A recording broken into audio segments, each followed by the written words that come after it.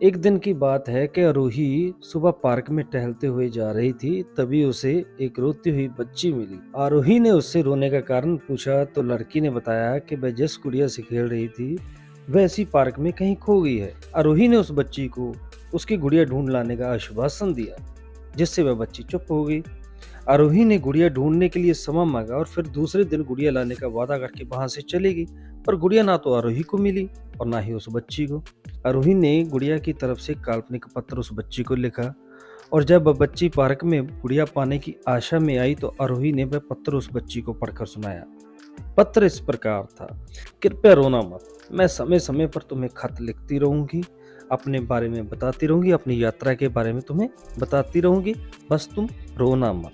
अब आरोही रोज उसे खोई हुई गुड़िया की तरफ से काल्पनिक पत्र लिखने लगी और लगभग रोज ही उस बच्ची को पढ़कर सुनाती थी।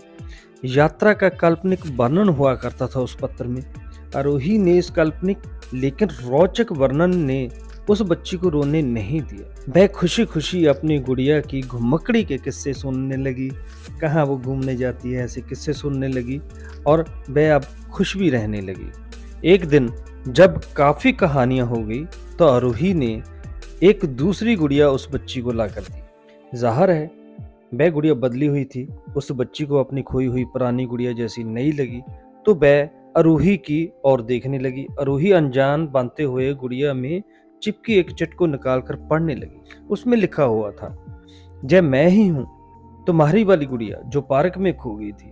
दुनिया भर की लंबी यात्रा की वजह से मैं थोड़ी बदल गई हूँ। बच्ची को इस गुड़िया और आरोही पर विश्वास हो गया था। वह गुड़िया लेकर पार्क से घर चली गई। वर्षों बाद जब बच्ची बड़ी हो गई तो एक दिन वह अलमारी में कुछ ढूंढ रही थी। उसका ध्यान उसी गुड़िया पर गया जो आरोही ने उसे बचपन में दी थी। बचपन की बातें याद करके वह हंसने लगी।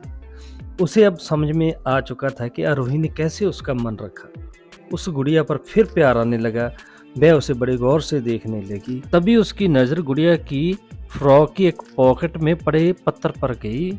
उसने बड़ी व्याकुलता से वह पत्थर निकाला और पढ़ने लगी। पत्थर में संक्षेप में यह लिखा हुआ था कि वह हर चीज जिससे तुम प्यार करते हो कभी न कभी तुमसे खो जाएगी, और जो तुम्हारे पास होगी वह तुम्हारे लिए सच्चे रूप में बनी रहेगी। रूप भले ही भिन्न होगा पर प्यार एकदम खालिस होगा।